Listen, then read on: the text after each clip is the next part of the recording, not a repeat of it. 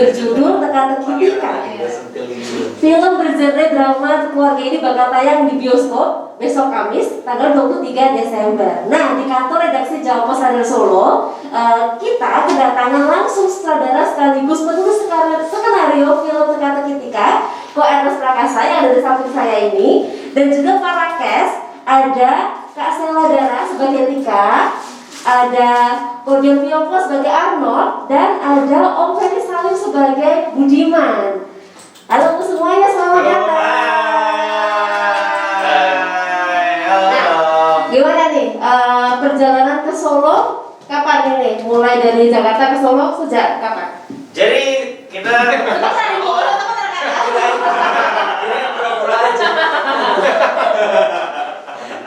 banget loh, kalau kesini emang bikin rame emang kok atas tuh. masa jadi kita baru berangkat dari Semarang tadi pagi. Semarang ya? Iya, dari Semarang di kota ketujuh. Kota ketujuh, oke. Kota ketujuh dari 9 kota rangkaian roadshow Teka-teki Tika. Nah, kenapa Solo dipilih menjadi salah satu kota promo? Biasanya kita tuh apakah ada yang istimewa di kota Solo ini? pasti dong. Kalau kita memilih kota tuh biasanya pasti akan ngelihat animo penonton Indonesia di kota tersebut gitu. Jadi kota-kota seperti yang kemarin kita datengin, Solo, Semarang, Makassar dan lain-lain, memang punya kecintaan yang tinggi penontonnya terhadap film-film Indonesia. Gitu. Makanya datang ke Solo lagi. Kalau setiap filmnya Koeras pasti promo di Solo juga? Biasanya sih begitu. Iya. Selalu ya, jadi mungkin yang nggak ke Solo, mungkin dari 5 filmku sebelumnya tuh mungkin ada 2 kali yang nggak ke Solo. 2 pertama kalau nggak salah. Oh gitu, tapi seterusnya pasti Solo jadi destinasi ya. Oh betul. Berarti antusiasme penonton di Solo terhadap film-film Koeras khususnya seperti apa? So far bagus, terima kasih banyak teman-teman, semoga nggak kapok. Oke. Nah, kalau di Solo sendiri selain promo film, Koeras dulu nih, selain promo film apa yang dilihat dari kota Solo menurut Koeras? Kota Solo itu apik, rapih gitu loh, tertata dengan baik gitu. Kalau Jakarta kan lumayan semrawut gitu kayaknya ya. Jadi kayaknya enak gitu melihatnya, kayak di mata tuh enak dilihat. Hangat gitu ya sambutannya ya. Sederhana tapi rapi, tapi ya gitu deh, unsur budayanya masih kental kayak gitu. Oke, baik. Kulinernya enak nggak? Kuliner aku selalu suka makan. Aku lumayan suka manis orangnya, jadi pasti cocok. Cocok banget dari sama menu-menunya di Solo. Iya, cocok. Aku suka manis soalnya. Baik, kita masuk ke pembahasan film. Oh, kita ngomongin soal ini aja, makanan lagi gitu. Nanti boleh kita di belakang panggung. Panggung kayak kita nyanyi di atas panggung. Pasti tentang wali kotanya. Oh enggak. Beda dong nanti. Oh iya, ini kampanye ya. Kita masuk ke pembahasan film, tapi kali ini kita tidak akan spoiler sama sekali. Bagus. Biarkan penonton penasaran dan datang ke bioskop besok, karena besok kita tayang tanggal 23 Desember ya. Di seluruh bioskop di Indonesia. Iya. Baik. Untuk pembahasan film, saya baca dan lihat di trailernya itu kan genrenya drama keluarga. Kok Ernest biasanya kan filmnya genrenya komedi ya, terus ini membuat genre yang agak berbeda. Katanya drama keluarga menuju misteri kayaknya. Iya, betul. Horor. Betul. Enggak horor. Misteri enggak selalu horor. Menegangkan. Iya. Iya. Itu inspirasinya dari mana nih? Inspirasinya dari mana ya? Dari aku sebagai penonton, aku senang nonton film-film yang tipenya seperti itu gitu. Tapi sebagai pembuat kan belum pernah ada kesempatan. Jadi mungkin mumpung ada idenya, ya aku rasa ini kesempatan yang baik untuk aku mencoba eksplorasi juga gitu. Inspirasinya mungkin dari begitu banyak film-film yang aku tonton kali ya. Karena memang aku suka banget gitu yang membuat kita menerka-nerka gitu, yang membuat penontonnya tuh mikir ini sebenarnya ada apa sih kayak gitu. Jadi sensasi itu yang pengen dihadirkan ke penonton, syukur-syukur bisa gitu. Yang thriller, yang bikin mikir, yang bikin penasaran gitu ya. Sebenarnya secara genre juga di Indonesia relatif jarang gitu kan. Film-film genre seperti itu. Kok Ernest juga dari film-film sebelumnya selalu membuat cerita soal keluarga. Nah, apakah ada sentimen tersendiri bagi Kok Ernest untuk membuat yang soal keluarga gitu lah? Nggak tahu, buat aku keluarga tuh selalu ada hal menarik aja tentang keluarga gitu, kayak nggak habis-habis kalau ngomongin soal keluarga gitu. Semua orang punya keluarga, tapi semuanya keluarganya dinamikanya, konfliknya beda-beda semua, jadi nggak pernah selalu bisa jadi sumber ide yang tidak habis-habis. Jadi nggak melulu soal cinta-cinta, Betul. tapi keluarga juga jadi sumber inspirasi juga buat Betul. Ernest. Oke. Soal pemilihan karakter. Iya. Ada Kak Sela Dara, ada Kak Dian Yoko, ada Ya. Om Ferry Salim. Pemilihan karakter masing-masing ini Ernest seperti apa sih? Kenapa kok? Oh ini Pak Budiman ini cocoknya Om Ferry Salim deh. Oh ini kalau Arnold cocoknya Cordion deh. Seperti apa? Sebenarnya kan kalau karakter itu kan dari mulai pertama kali diciptakan udah dibayang-bayangin ya. Maksudnya ini sosok yang kayak gimana, tinggi badannya, usianya, sukunya, kemudian karakter fisiknya sebagian juga harus dibikin mappingnya gitu itu dulu. Baru nanti setelah udah ada karakternya sudah terbentuk, baru dicari kira-kira aktor siapa yang kira-kira cocok, kandidatnya siapa aja. Itu obrolan antara aku, casting director sama produser. Bisa kita tentuin listnya, terus kita kocok, terus kita ambil aja revenue. Oh gitu ya. Intinya saya ini namanya Kak Sela nih.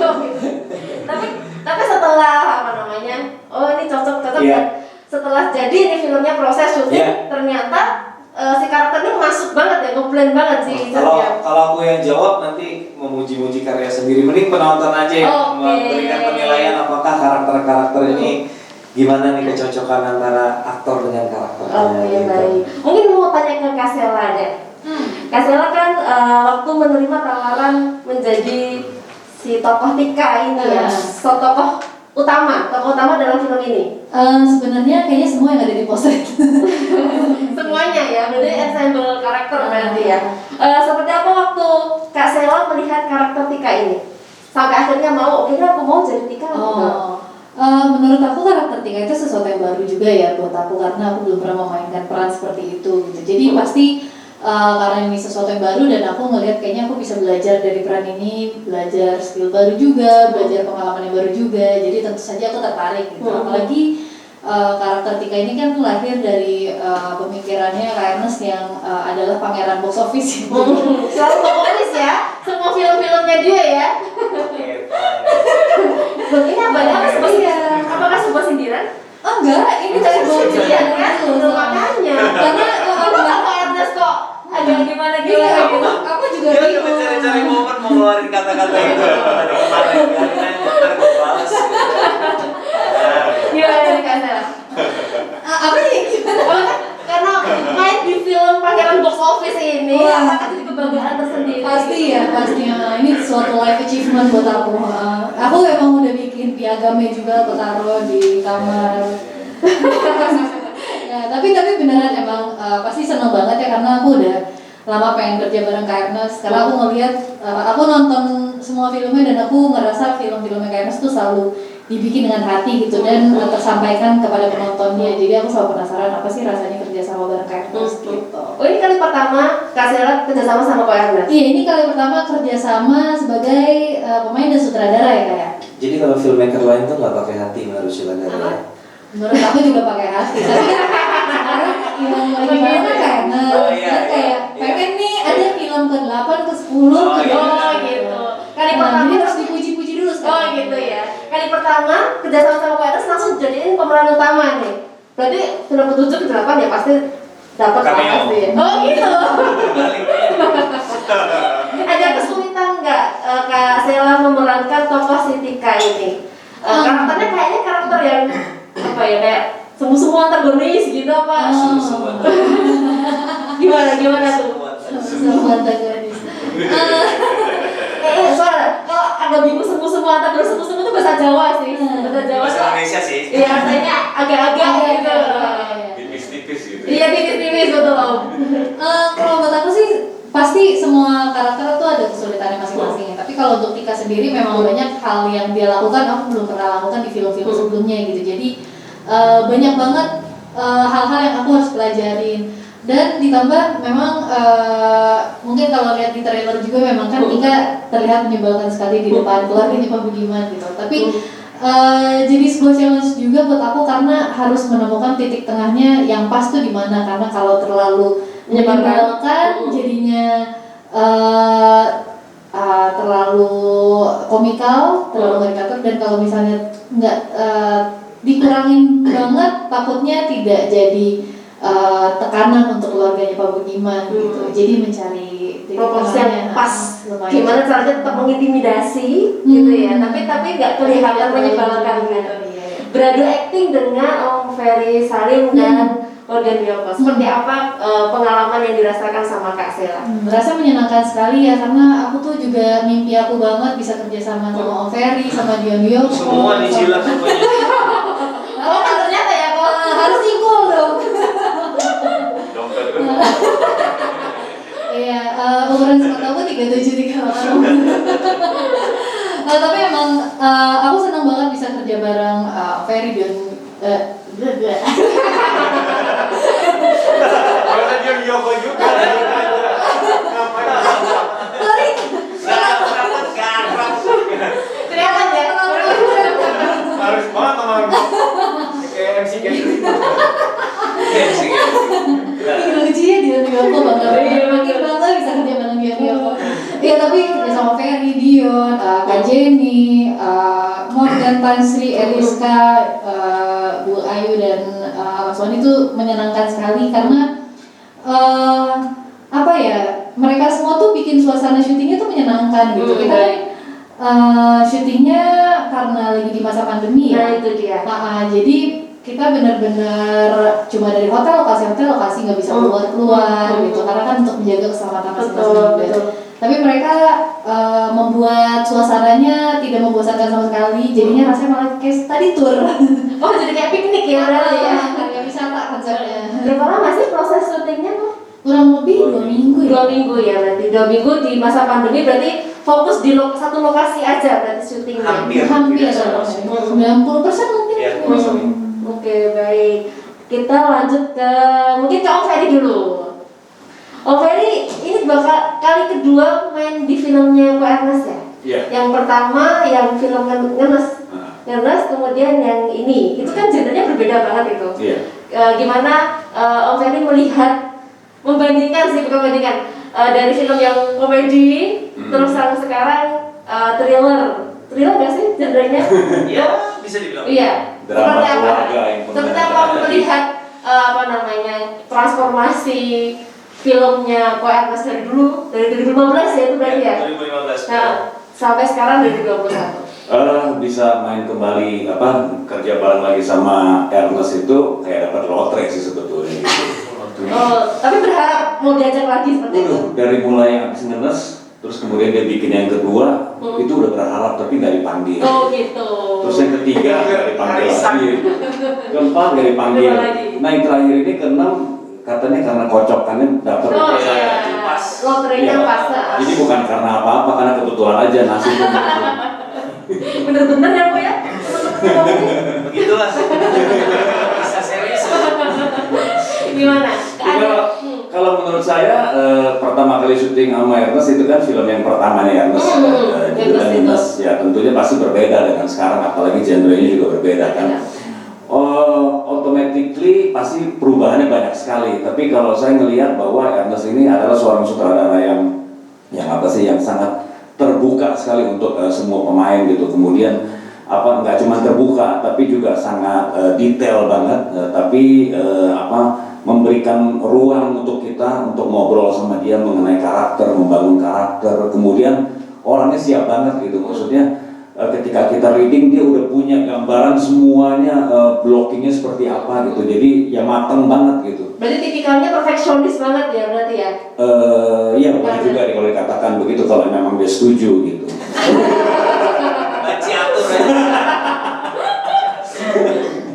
Mateng banget jadinya, kayak kira-kira kalau mangga tuh harum manis enak banget di pohon. Atau pohon. Udah tinggal dimakan aja gitu ya. Terus melihat film Teka-teki Mangga. melihat film Teka-teki Tika, keistimewaan film ini apa di mata Om Ferry? Banyak sekali keistimewaan. Yang pertama adalah ini adalah sebuah karya Ernest yang berbeda dengan karya-karya sebelumnya. Kemudian juga ini sebuah film yang penuh dengan teka-teki. Jadi kalau ingin membongkar teka-teki ini ya harus nonton ke bioskop. Terus kemudian juga apalagi ya, kita syutingnya kayak di zaman di era pandemi, itu juga sesuatu yang menantang. Terus pemain pemainnya top semua. Saya sampai kagum banget sama pemain-pemain yang barengan sama saya gitu. Jadi buat saya ini sesuatu yang sangat luar biasa sekali, istimewa banget, anugerah. Berarti pemain dokternya itu hasil lotre semua ya? Such a blessing. Oke, waktu aku lihat trailernya Teka Iya. Ketika, melihat sosok Budiman yang Iya. diperankan oleh Om Ferry itu kayaknya tuh melekat banget di Om Ferry. Nah, apakah memang se-effortless itu memerankan Budiman? Iya, jadi sebelum syuting memang saya disiram sama lem gitu, jadi melekat gitu. Ini dia. Iya, apakah kalau main film sama komika tuh harus lucu semua ya? Bapak-bapak saya. Iya, menurut saya karakter Budiman ini selalu menantang buat saya karena setiap saya dapat karakter baru itu pasti ada tantangannya kan gitu kan. Ya jadi ya tergantung sih penilaian penonton seperti apa, saya nggak bisa bilang gitu ya, tergantung setelah misal kamu udah nonton kamu baru bisa menilai kira-kira kayak masuk nggak sih ke karakternya gitu. Tapi ya mudah-mudahan sih masuk gitu ya. Terus apa lagi pertanyaan? Iya, maksudnya kayaknya karakternya si Budiman ini tuh kayaknya Om Ferry tuh oh ini emang aku nih, atau bertolak belakang sama karakternya, atau emang harus penuh tantangan seperti Kak. Jadi gini, setiap karakter walaupun dia jadi seorang ayah gitu, walaupun dia jadi seorang suami, bukan berarti seperti kehidupan sehari-hari seperti aku sih. Pasti permasalahannya pasti berbeda dengan kehidupan sehari-hari. Dia punya latar belakang yang berbeda, masa kecil yang berbeda, kemudian juga punya konflik yang berbeda. Jadi ya tetap harus diolah dan dieksplor sih sebetulnya itu. Oke, baik Om Ferry. Kemudian kita lanjut ke Kak Dion. Oke. Iya. Jangan dilihatin gitu dong Kak Dion. Saya deg-degan loh ini. Aduh, tolong. Jatuh tuh biar lucu. Oh gitu ya. Biar itu apa namanya sitcom. Iya sekalian. Iya. Mau dijatuhin gimana? Jangan. Oh enggak.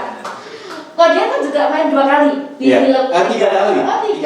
Perfect ada dikit. Imperfect. Oh imperfect muncul dikit ya. Jadi nggak kayak itu berarti. Cek toko sebelah. Tetap dong. Cek toko sebelah. Imperfect sama. Imperfect sama ini 3 kali main bareng main di filmnya Pak Ernest. Iya. Dengan genre yang beda-beda. Iya. Seperti apa Dion menilai transformasi filmnya Pak Ernest? Ya sebenarnya sih seperti yang Ferry bilang gitu ya. Jangan ikutan. Enggak, tapi bener. Yang transformasinya itu emang jauh berbeda gitu ya dari film CTS, terus Imperfect sampai akhirnya di Teka-Teki ini semakin proper gitu persiapannya, semua itu udah dipikirin mateng gitu untuk shortlist dan lain-lain gitu. Jadi kita pas udah di sana itu benar-benar kita udah harus nyiapin acting kita ya dengan konsentrasi penuh gitu. Jadi kadang-kadang juga kayak wah ini bisa se-proper gitu, jadi kita juga termotivasi juga untuk memberikan yang terbaik juga gitu. Nah, waktu mendapatkan tawaran untuk menjadi Arnold di film Teka-Teki ini, kemudian apa yang tidak membuat berpikir 2 kali? Oke deh, pokoknya apapun perannya aku ambil asal main film di filmnya Pak Ernest. Apakah seperti Kasela karena filmnya Pangeran Box Office tadi itu apa seperti apa? Sebenarnya sih tertantang sekali karena kan gue pengen belajar masak gitu ya. Kan pinter masak kan Arnold ini kan. Bukan Chef Arnold. Oh iya, mohon maaf saya jajak aja ini tadi. Iya.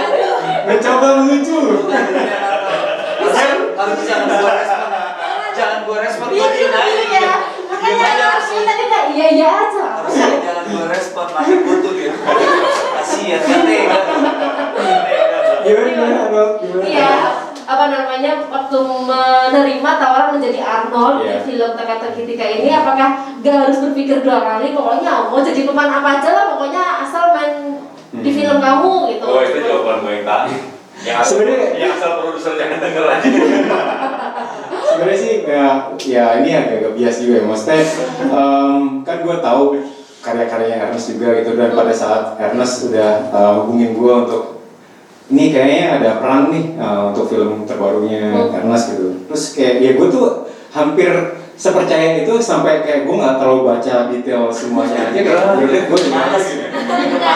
Karena udah saking percayanya, tapi ya memang gue belum baca saya baca sinopsis dan skripnya, ternyata memang kayak nanyain balik gitu kayak Ernest, ini yakin nih kayak gini nih gitu, nggak kayak biasanya gitu. Dan akhirnya dia punya alasan seperti apa gitu, kenapa bisa bikin cerita ini, dan akhirnya memang menarik sekali gitu dengan konsepnya gitu.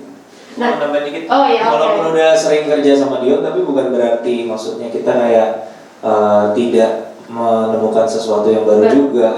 Kita juga sempat ingat istilah yang kita ngulik apa dialog di meja makan, gitu kan selalu kita tetap selalu cari untuk karakter ini. Mungkin walaupun kita udah pernah mungkin 2 karakter sebelumnya, nah ini agak beda nih. Gimana cara Dion memerankan Arnold itu juga jadi bagian yang kita ulik banget pas lagi reading gitu. Jadi tetap kerasa kalau ini karakternya Arnold, bukan Koyohan gitu. Nah itu dia. Makanya ketika kalau Dion kan 3 kali main di filmnya Warner. Nah ada kekhawatiran nggak misalnya setiap Warner bikin film pasti nanti ada nih Dion yang main di filmnya, atau Dion yang pasti dapat image juga di masyarakat, di penonton, bahwa setiap filmnya Warner pasti mengandalkan Dion. Sebenarnya secara statistik kan 50% sebenarnya ya.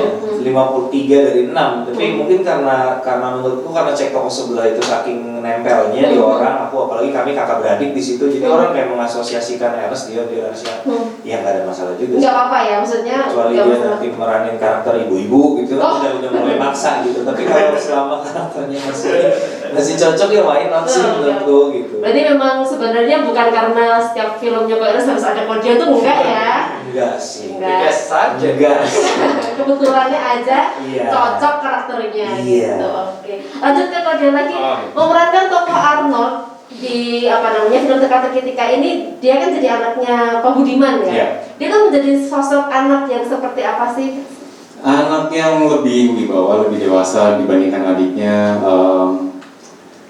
Ya sebenarnya sih memang kalau bisa dibilang ini 2 kakak beradik yang sebenarnya mungkin teman-teman yang nanti menonton Teka-teki Tika cukup relate juga bagaimana 2 anak laki-laki yang umurnya nggak terlalu berjauhan sekali gitu. Biasanya tuh berantem itu selalu persaingannya itu cukup kental gitu, dan memang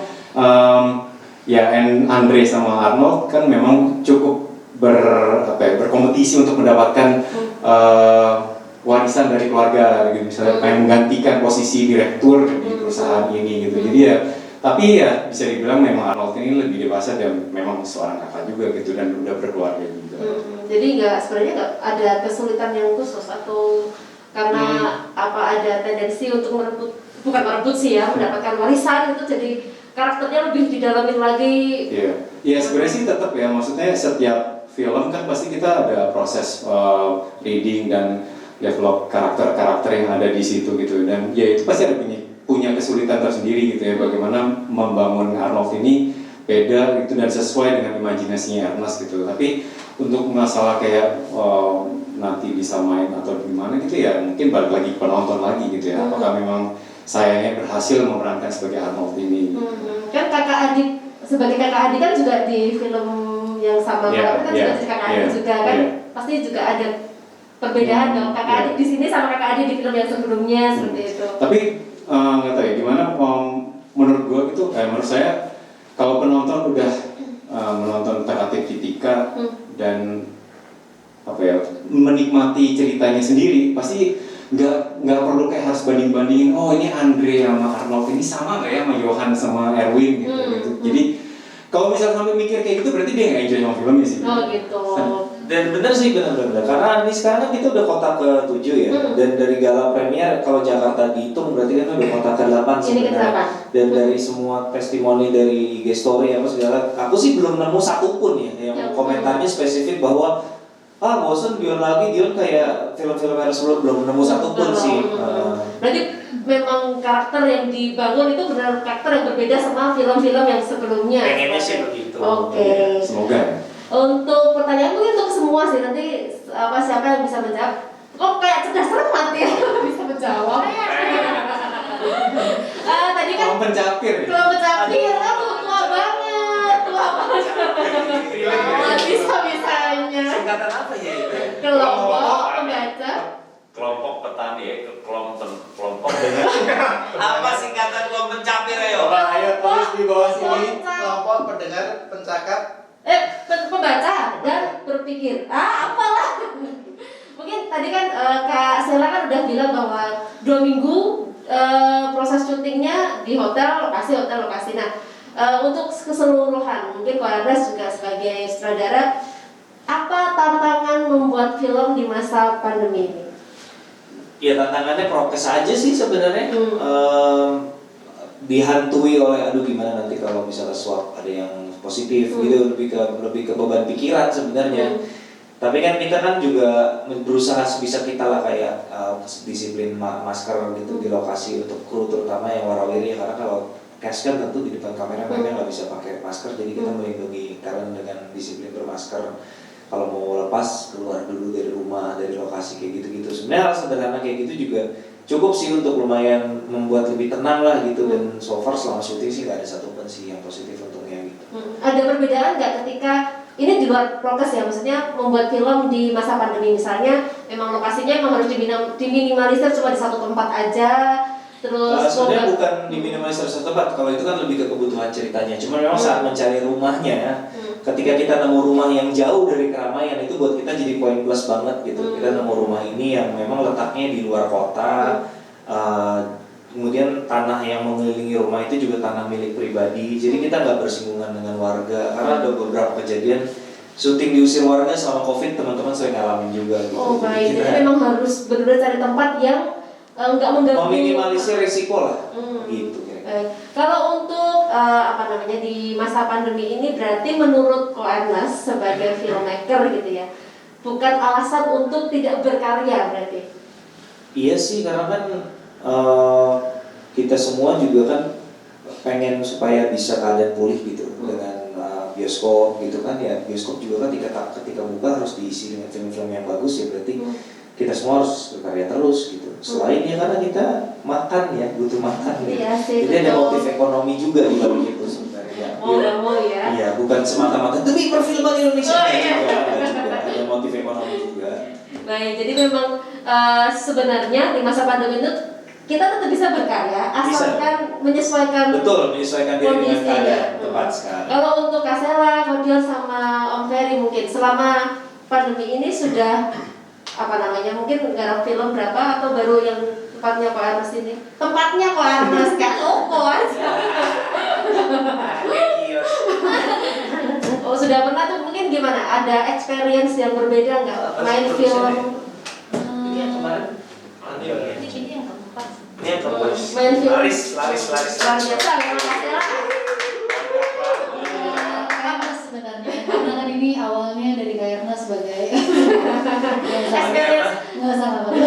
experience bikin film di masa pandemi seperti apa sih Kak? Sebenarnya nggak jauh beda sama bikin film pas nggak pandemi sih. Paling pasti yang membedakan ya satu ada prokes, setiap beberapa hari sekali kita ada swab rutin gitu, dan mungkin yang bedain deg-degannya kali ya, karena tiap swab tuh ada deg-degannya kayak aduh mudah-mudahan semuanya sehat gitu. Soalnya gitu sih kayak gimana. Kalau untuk Ko Dion? Experience-nya main film di masa pandemi? Kalau film malah cuma baru sekali ini pas pandemi. Baru sekali ini. Ini untung karena lotrenya keluar namanya Ko Dion. Iya. Kosongnya panjang jadi gampang nyari kerjaan. Nah berarti kan for the first time berarti main film di masa pandemi. Seperti apa? Kalau Kak Sela kan karena laris tadi ya, jadi udah biasa. Manis banget. Kalau Ko Dion seperti apa? Ya sama sih, pasti kan ada kita kan pasti punya kewaspadaan juga gitu ya. Situasi pada saat bekerja itu kan kalau misalnya ada orang luar gitu baru datang gitu kayak ini gimana ya ini gitu. Tapi ya selama kita bisa berdisiplinkan prokes ini ya puji Tuhan sih aman-aman aja. Sehat-sehat semua ya. Om Ferry sendiri juga mungkin ada nggak kepikiran lagi masa pandemi gini main film atau karena motif ekonomi tadi seperti yang Anda bilang, gas saja gitu. Nah, jadi di awal-awal pandemi itu saya sempat nggak berani untuk syuting, baik film ataupun acara TV gitu, karena memang saya mengurangi gitu kan. Masalahnya adalah saya selalu sangat worry gitu. Misalnya saya jadi pembawa virus untuk keluarga saya gitu. Gitu, baik. Saya takutnya kena gitu ya. Ya tapi akhirnya kan lama-kelamaan kayaknya nggak mungkin begini terus kan, kita harus tetap syuting kan gitu. Jadi sempat syuting ada beberapa produksi lah gitu ya. Cuman ketika pandemik itu lebih membebani pikiran kita sih sebetulnya. Kita lebih kayak nggak terlalu bebas seperti biasa gitu ya. Artinya kita selalu ketika prokesnya dijalanin, tapi ketika kita swab atau apa tuh kita selalu berdoa mudah-mudahan kita semua nih yang ada di sini jangan ada yang kena gitu. Karena kalau satu kena kan berarti itu akan mempengaruhi jalannya produksi dan juga kemungkinan juga menularkan kepada yang lain gitu. Itu aja sih, lebih kayak beban pikiran aja sih. Maksudnya nggak bisa bebas kayak biasa gitu.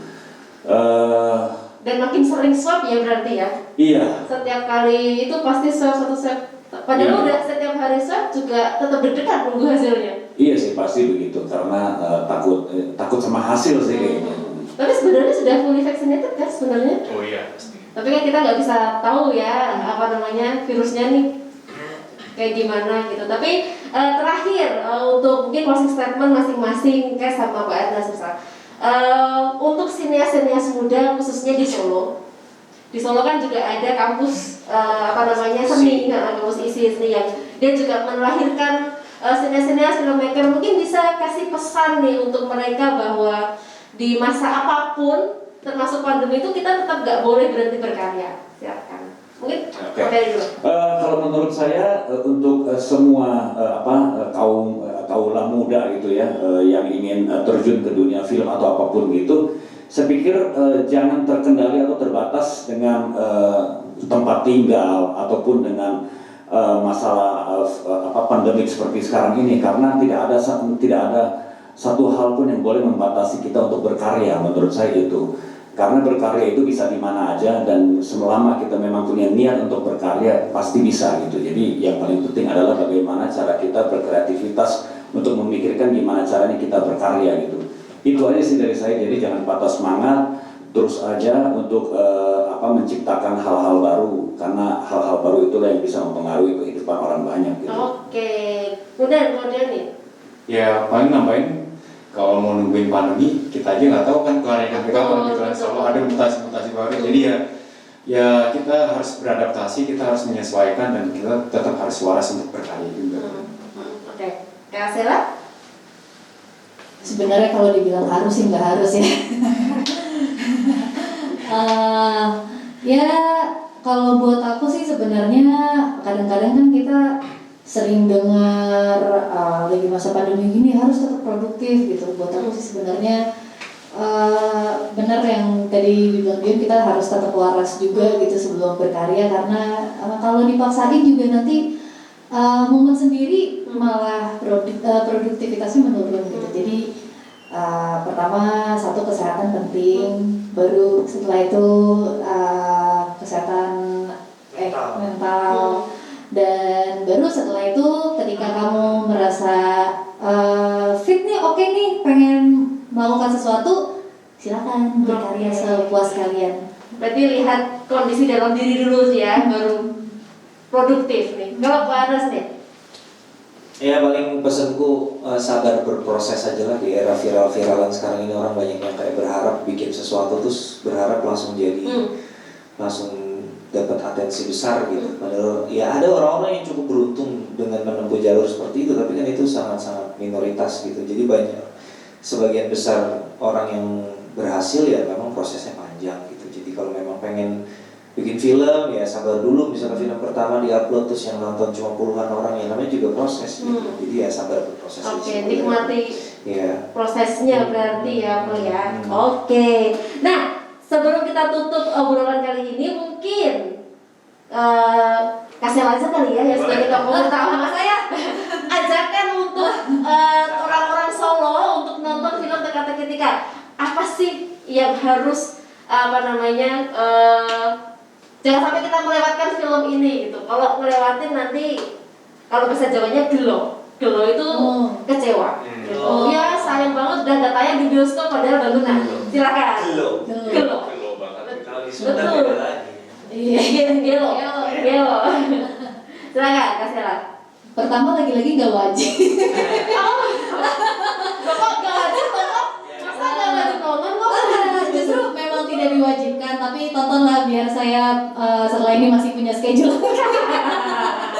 Enggak, tapi ini film yang sangat menarik buat aku, filmnya fresh banget, sesuatu yang baru dari Kak Ernest Prakasa dan buat aku ini bisa jadi alternatif hiburan yang menarik. Sekarang kan lagi liburan akhir tahun nih. Betul sekali. Menuju liburan Natal dan tahun baru, sayang banget kalau sajian yang fresh ini tidak dinikmati bersama teman dan keluarga. Jadi jangan lupa nanti tanggal 23 Desember 2021 besok. Besok. Iya, besok. Kita ingin apa nih? Besok juga. Oh, besok gitu. hari ini. Hari ini tayang di bioskop. Oke, jadi jangan sampai kita kelewatan. Mari kita berburu tiket dan jangan lupa prokes untuk Betul sekali. setiap kita nonton bioskop tetap pakai masker, Iya. jaga jarak dan jaga kondisi juga seperti itu, betul? Betul. Oke, terima kasih banyak Kak Ferry, Kak Dion, Kak Sela, Kak Ernest. Terima kasih sudah mampir ke kantor redaksi Jawa Pos Radar Solo. Kita nggak akan bosan kalau Kak Ernest mau promo film lagi. Siap. Nanti di sini. Siap. Kemarin habis Imperfect, sekarang ini nanti Iya. siapa tahu beberapa bulan ke depan bikin lagi. Amin. Tahun baru bikin lagi. Amin. Radar Solo siap kok nanti. Siap. Kita bikin promonya nanti buat Wih, tahun baik. baru. Jauh ya Bagus. luar biasa. Terima kasih banyak. Mungkin mau ada closing statement? Enggak. Oh enggak.